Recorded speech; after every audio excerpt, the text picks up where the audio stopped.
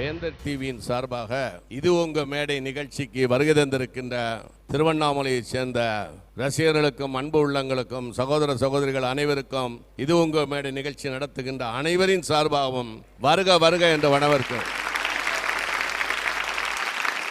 இந்த திருவண்ணாமலை புண்ணிய ஸ்தலம், நிறைய பேர் இங்கே வருவாங்க சாமி கும்பிட. ஒரு ஞான பூமி. இந்த ஊருக்கு சித்தர்கள் வாழ்ந்த இடம், மூலிகைகள் இருக்கிற இடம். ரமண மகரிஷி இங்கே தான் இருந்தார்.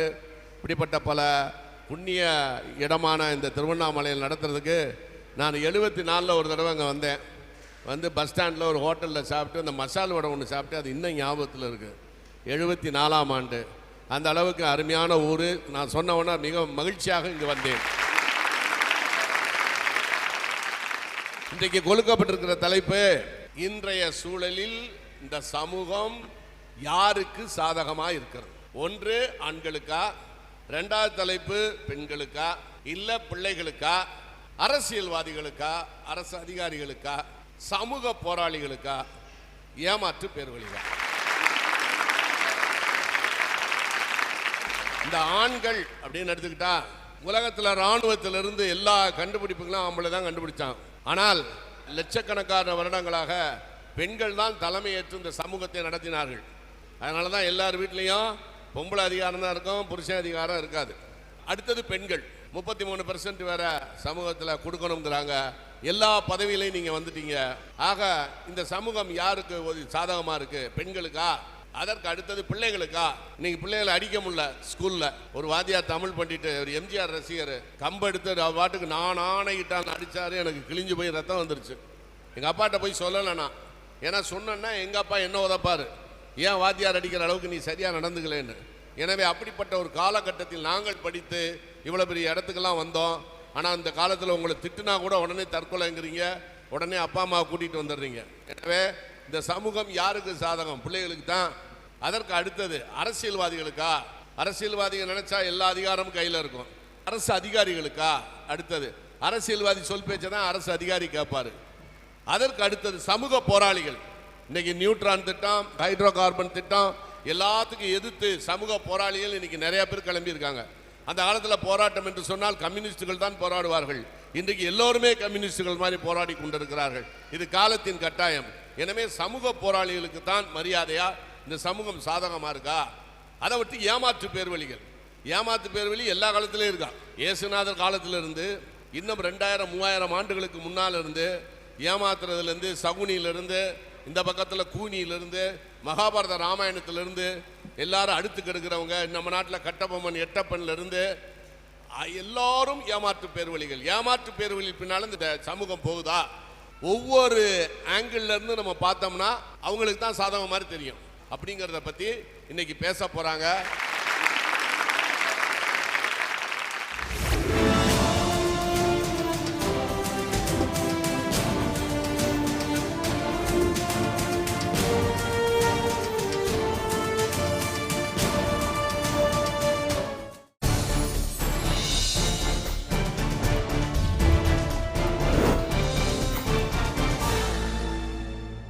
சிறகற்ற சேயும் நீயே, கருவுற்ற தாயும் நீயே, இருள் சூழ்ந்த இரவில் திரி தூண்டும் விரலும் நீயே, இடர் சூழ்ந்த வாழ்வில் யாழ் மீட்டும் இசையும் நீயே, யாதுமாய் நீ நிறைந்தாய், உலகெங்கும் நீ நிறைந்தாய். பெண்ணே பெண்ணே நீ அற்ற வீடு அது வேறற்ற காடு, பெண்ணே நீ அற்ற தேசம் அது காற்றற்ற சுவாசம், பெண்ணே உன் தேசம் அது வனமெங்கும் மலராகும், மலரெல்லாம் மனம் வீசும், அதனால் உலகெங்கும் உன்வாசம்.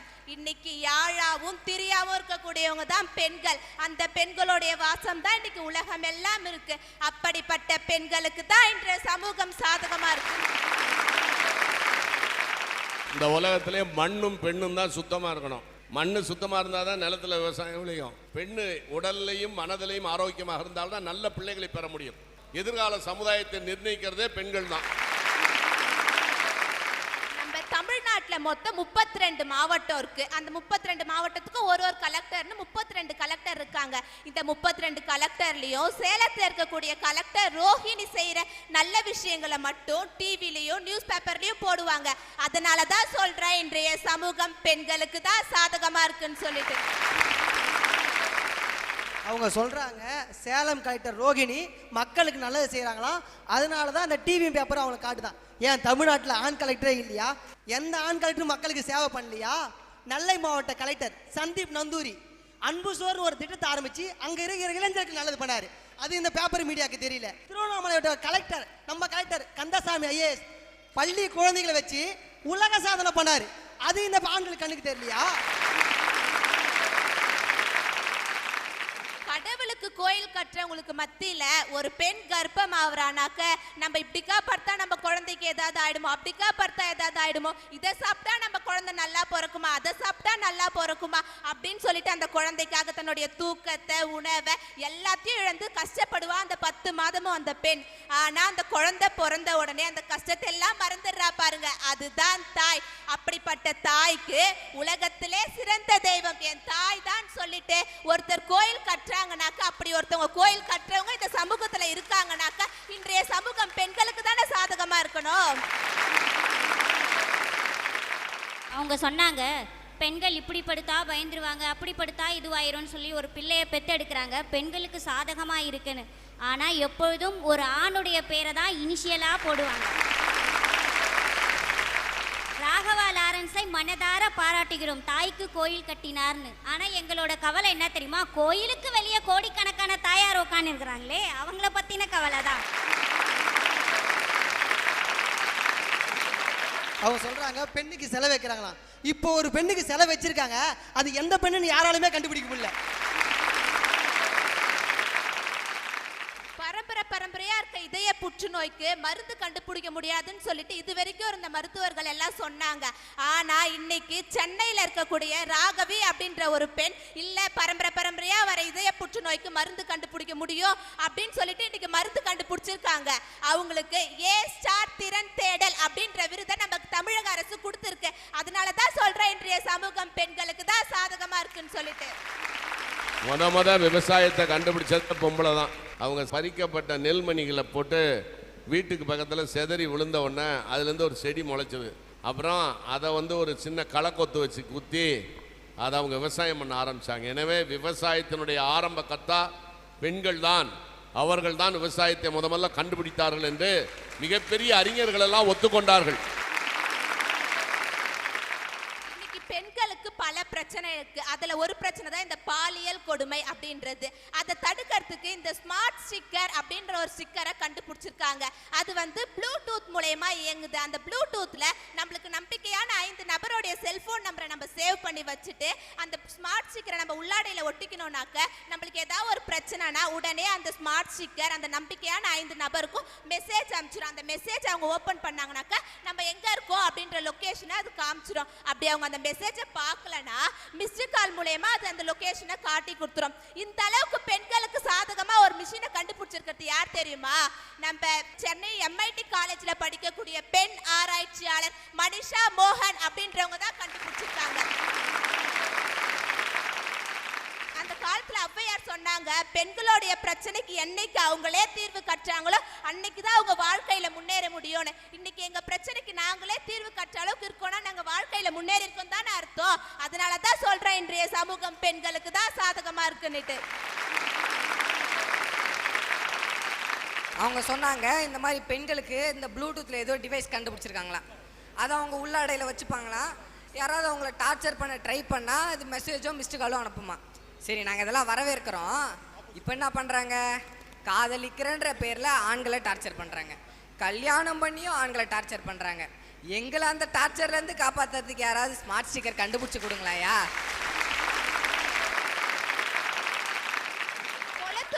ஒரு பெண் இருக்கா, அவ கணவர் கிடையாது, 8 மாதத்துல ஒரே ஒரு குழந்தை தான் இருக்கு. அவங்க வீட்டாண்ட இருக்கவங்க எல்லாரும் சொன்னாங்க, ஏமா உனக்கும் சின்ன வயசா தான் இருக்கு, உன் குழந்தையும் சின்னதா தான் இருக்கு, நீ இன்னொரு கல்யாணம் பண்ணிக்கோயே அப்படின்னு சொல்லி சொன்னாங்க. அதுக்கு அவ சொன்னா, இல்ல இனிமேட்டு என் குழந்தைக்காக நான் மட்டும் தான் வாழ போறேன் அப்படின்னு சொல்லிட்டு அவ செய்யற ஏரி வேலைக்கு அந்த குழந்தைய கூட்டிக்கிட்டு போயிட்டு, காலுக்கு கீழே நரக வேதனை இருப்பினும் முதுகுக்கு மேலே சொர்க்கம் என நீருன்னு அந்த குழந்தைய தன்னுடைய முதுகுல சுமந்துக்குன்னு வேலை செய்யறா பாருங்க. அதுதான் தாய், அதுதான் பெண். அப்படிப்பட்ட பெண்களுக்கு தான் இன்றைய சமூகம் சாதகமா இருக்கு. ரொம்ப அழகா அந்த பாப்பா சொன்னாங்க, தாயை பத்தி சொன்னாங்க.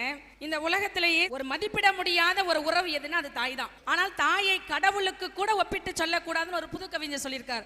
ஏன் தெரியுமா? நாம் படுகின்ற கஷ்டங்களை கல்லாக இருந்து பார்க்கின்ற சக்தி கடவுளுக்கு மட்டும்தான் உண்டு, எந்த தாய்க்கும் கிடையாதுன்னு சொல்லியிருக்காருங்க. அதை தாண்டி ஒரு பெண்மையை நம்ம பெருமைப்படுத்தணும்னா எப்படி தெரியுமா சொல்ல முடியும்? பெண் இல்லாத வீடு காற்று இல்லாத வீடு. எந்த குடும்பத்தில் ஒரு பெண் இல்லையோ அந்த பெண் இல்லாத வீடு காற்று இல்லாத வீடுன்னு சொன்னவர் லெனின். இந்த உலகத்திலேயே விட்டு கொடுக்கின்ற ஒரு குணம் மிக்கவள் யாருன்னா அது பெண், சொன்னவர் நம்முடைய மகாத்மா காந்தி. இப்படி தாயினுடைய பெருமையை சொல்வதற்கு வார்த்தைகளே இல்லை. ரொம்ப அருமையான அற்புதமான இந்த உலகத்தில் சாதிக்க பிறந்தவள் யாருன்னா பெண் தான். உலகத்தில் பெண்ணினுடைய கர்ப்ப பையில் இருக்கின்ற திரவமும் பெண்களுடைய கர்ப்ப பையும் இந்த விஞ்ஞானத்தாலேயே அளவிட முடியாத அளவிற்கு அது எதுக்கு வேணாலும் டூப்ளிகேட் பண்ணிடலாம். ஆனால் அந்த கர்ப்பப்பைக்கு மட்டும் டூப்ளிகேட் பண்ணவே முடியல. அவங்ககிட்ட இருக்கக்கூடிய எல்லா அமைப்புகளும் பெண்களுடைய அமைப்புகளை விஞ்ஞானத்தால் சவால் விட்டு கொண்டு இருக்கிறார்கள் ஒவ்வொரு பெண்ணும். அது அவங்களுக்கே அந்த மரியாதை தெரியல. பெண்கள் எவ்வளவு உயர்ந்தவர்கள் என்று பெண்களுக்கே தெரியல. அவங்க சொன்னாங்க இந்த சமூகத்துல பெண்களுக்கு சாதகமா தான் இருக்குன்னு. முன்னாடிலாம் நம்ம பாட்டிலாம் ஹவுஸ் ஒய்ஃபா இருக்கும் பொழுது நம்மளுக்கு என்ன பண்ணிருப்பாங்க? மிஞ்சி மிஞ்சி போனா நம்ம எல்லாருக்கும் பிடிச்ச மாதிரி சாப்பாடு செஞ்சு கொடுத்துருப்பாங்க, வீட்டை சுத்தமா வச்சிருப்பாங்க, இவ்வளவுதான் பண்ணிருப்பாங்க. ஆனா இப்போ ஒரு பொண்ணு ஹவுஸ் ஒய்ஃபா இருக்கணும்னா அவளுக்கு எவ்வளோ குவாலிஃபிகேஷன்ஸ் தேவை தெரியுமா? அவங்களுக்கு சைனீஸ், இட்டாலியன், ஜாப்பனீஸ், தந்தூரின்னு எல்லா வகையான சாப்பாடு சமைக்க தெரிஞ்சிருக்கணும். அவங்க குழந்தைங்களை டான்ஸ் கிளாஸ், அபா கிளாஸ், மியூசிக் கிளாஸ்னு எல்லாத்துக்கும் கூட்டிட்டு வரதுக்கு டிரைவிங் லைசன்ஸ் கண்டிப்பா வேணும். இதுவரை யாருமே பார்க்காத அளவுக்கு, யாருமே செஞ்சிராத அளவுக்கு நம்ம மூளையை கசக்கி புளிஞ்சி ப்ராஜெக்ட் பண்ண தெரிஞ்சிருக்கணும். அந்தம்மா 10வது படிச்ச கணக்க அங்க 3வது படிக்கிற பிள்ளைக்கு சொல்லி கொடுக்க தெரிஞ்சிருக்கணும். வீட்டை எப்பவும் சுத்தமா மியூசியம் மாதிரி கிளீனா வச்சிருக்கணும். எவ்வளவுதான் வேலை செஞ்சாலும் முகத்துல சோர்வே இல்லாம சிரிச்ச முகத்தோட இருக்கணும். இதெல்லாம் முடிச்சுட்டு அப்பாடா நைட்ல வந்து பெட்ல படுத்து போன் எடுத்தா லைஃப் என்ஜாய் பண்ற, 24 மணி நேரமும் டிவியும் போனும் தான் மாத்தி மாத்தி பாக்குற அப்படின்னு சொல்ற ஒரு கமெண்ட்டுக்கு சகிச்சுக்கிட்டு வாழ தெரியணும். இவ்வளோ கஷ்டம் இருக்கு சார் எங்க பெண்களோட லைஃப்ல. அவங்க என்னடானா பெண்களுக்கு சாதகமா இருக்குன்னு பேசுறாங்க. இது என்னங்க நியாயம்? நீங்க கவர்மெண்ட் எடுத்துக்கிட்டீங்கன்னா கூட எங்க பெண்களுக்கு தான் சாதகமா இருக்கு. எப்படி தெரியுமா? நாங்க அம்மியில சட்னி அரைச்சா கை வலிக்கும் மிக்ஸி கொடுத்துட்டாங்க, உரல்ல மாவாட்டினா கை வலிக்கும் கிரைண்டர் கொடுத்துட்டாங்க, எங்களுக்கு வேலை செஞ்சா வேக்குதுன்னு ஃபேன் கொடுத்துட்டாங்க, இந்த வேலையெல்லாம் முடிச்சுட்டு நாங்க ரிலாக்ஸ் பண்றதுக்கு டிவி கொடுத்துட்டாங்க, நாங்க வேலைக்கு வெயில நடந்து போறோம் ஸ்கூட்டியும் கொடுத்துட்டாங்க. இதுல இருந்தே தெரியலையா இன்றைய சமூகம் பெண்களுக்கு தான் சாதகமா இருக்குன்னு? அரசாங்கம் இவங்க இலவசமா மிக்சி கொடுக்குதான், ஃபேன் கொடுக்குதான், கிரைண்டர் கொடுக்குதான், இதெல்லாம் கொடுக்குது. சரி, இவங்க கடைசியா கரண்ட் பில்லாட்டி நம்ம கையில தான் சார் கொடுக்குறாங்க. பெருமையா பேசுறாங்க. ஸ்கூட்டின்னு ஒரு திட்டமா, அந்த ஸ்கூட்டில இவங்களுக்கு காத்து இருக்கான்னு பார்க்க தெரியாது, பெட்ரோல் இருக்கான்னு பார்க்க தெரியாது, ஆயில் இருக்கான்னு பார்க்க தெரியாது, பிரேக் கூட செக் பண்ண தெரியாது. இவங்க அந்த ஸ்கூட்டி எடுத்துன்னு போயிடுவாங்க. எங்கன்னா போயிட்டு பாதி வழியில ஸ்கூட்டி நிற்கும். அங்கிருந்து ஃபோன் பண்ணி என்னங்க நானும் ஸ்கூட்டியும் பாதி வழியில் நின்றுட்டோம், வந்து எங்க 2 பேரையும் கூட்டிட்டு போவாங்கன்னு சொல்லிட்டு. அப்போ எப்படி பார்த்தாலும் இந்த பெண்கள் ஆண்களுக்கு ரொம்ப பாதகமா தான் இருக்காங்க. கட்டமைக்கப்பட்டவற்றில் கட்டப்பட்டு இருந்தோம், வீறு கொண்டு எழுந்தோம், விண்ணுயர முயற்சி செய்தோம், அன்றோ முடியவில்லை என்றாலும் இந்த 21ஆம் நூற்றாண்டில் எதையும் சாதிக்க முடியும் வீர பெண்களால் அப்படின்னு இந்த 21ஆம் நூற்றாண்டுல சமூகத்தோட உதவியோட பெண்கள் சாதிச்சுட்டு தான் இருக்காங்க, இனிமேலும் சாதிப்பாங்கன்னு சொல்லிட்டு இன்றைய சூழலில் பெண்களுக்கு தான் இன்றைய சமூகம் சாதகமா இருக்கு.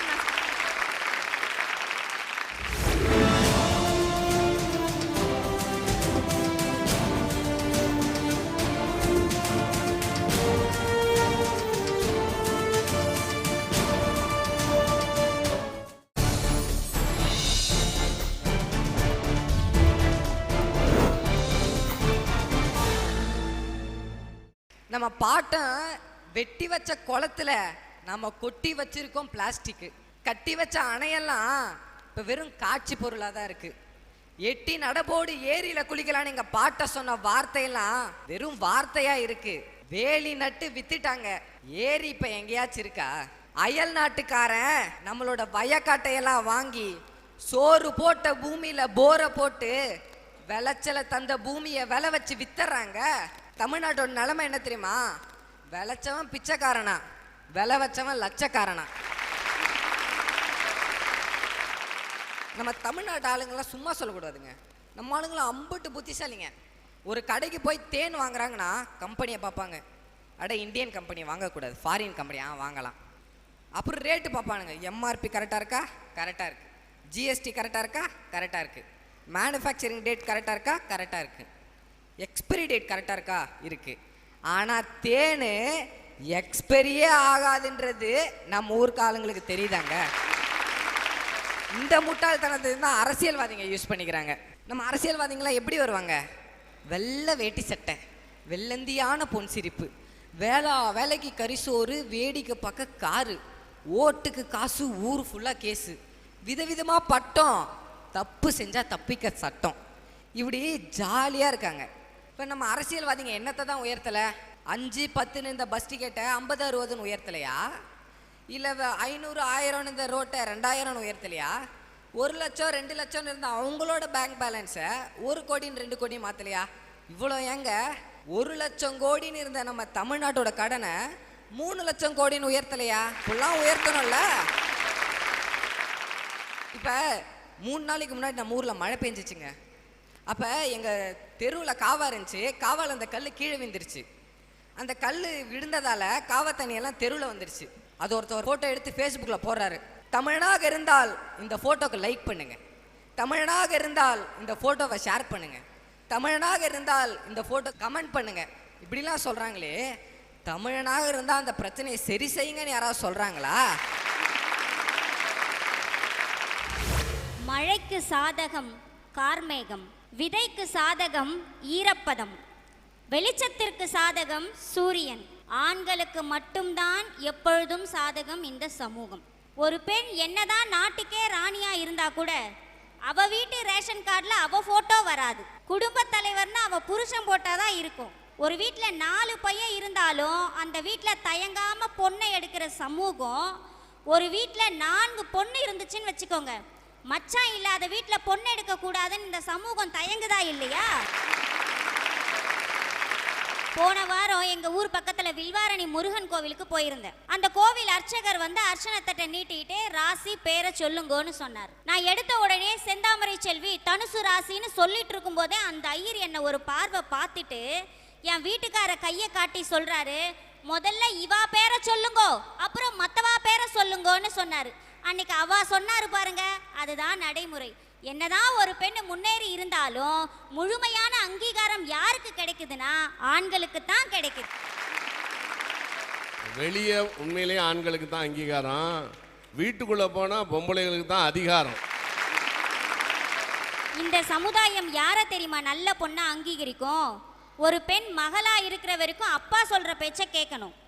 தாலி கட்ட பிறகு கணவன் சொல்ற பேச்சை மட்டும்தான் கேட்கணும். வயதான பிறகு தன்னுடைய மகன் சொல்ற பேச்சை தான் கேட்கணும். இப்படி யார் வாழறாங்களோ அவங்க தான் குடும்ப குத்து விளக்குன்னு இந்த சமூகம் பாராட்டும்.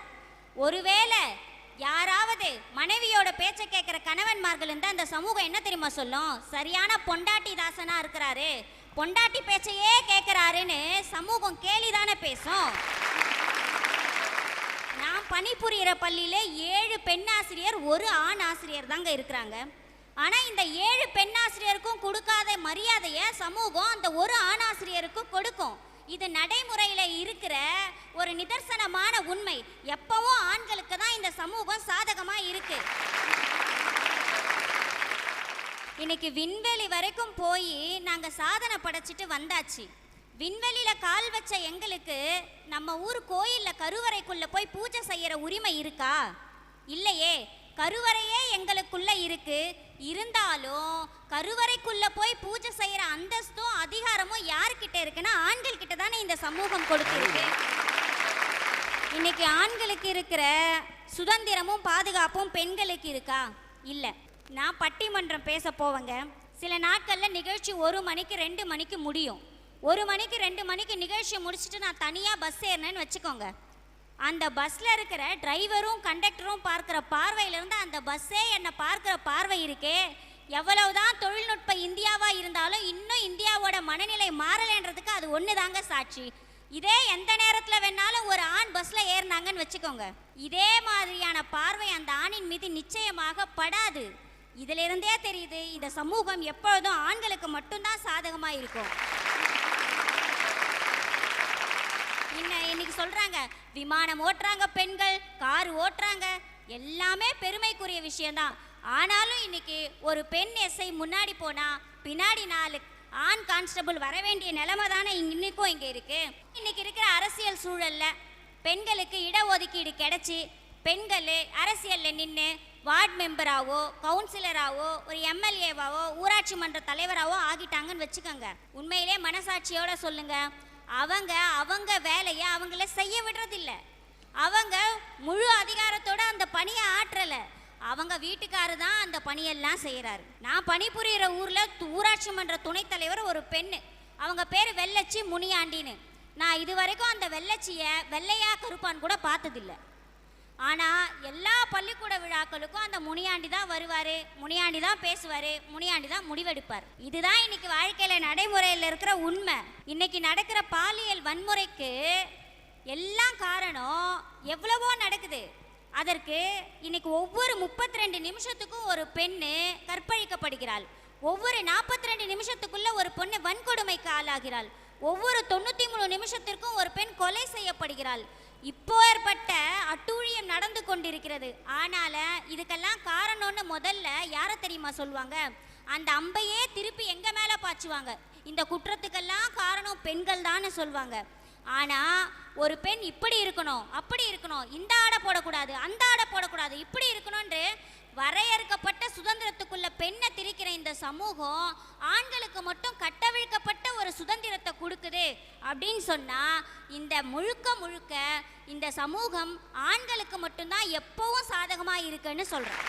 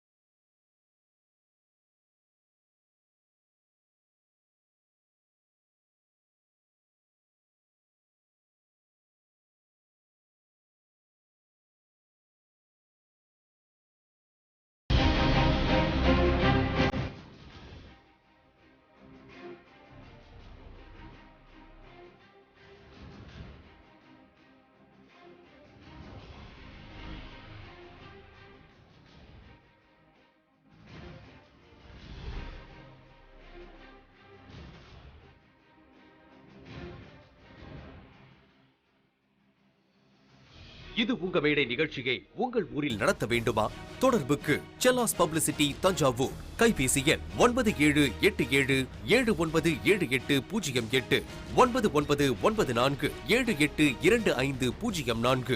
இந்நிகழ்ச்சி பற்றிய உங்கள் கருத்துக்கள் மற்றும் விமர்சனங்கள் வரவேற்கப்படுகின்றன. அனுப்ப வேண்டிய முகவரி வேந்தர் டிவி, எண் 35, நார்த் போல், கலைமகள் நகர், 3வது பிரதான சாலை, ஈக்காட்டுத்தாங்கல், சென்னை 32. தொடர்புக்கு 044222255234.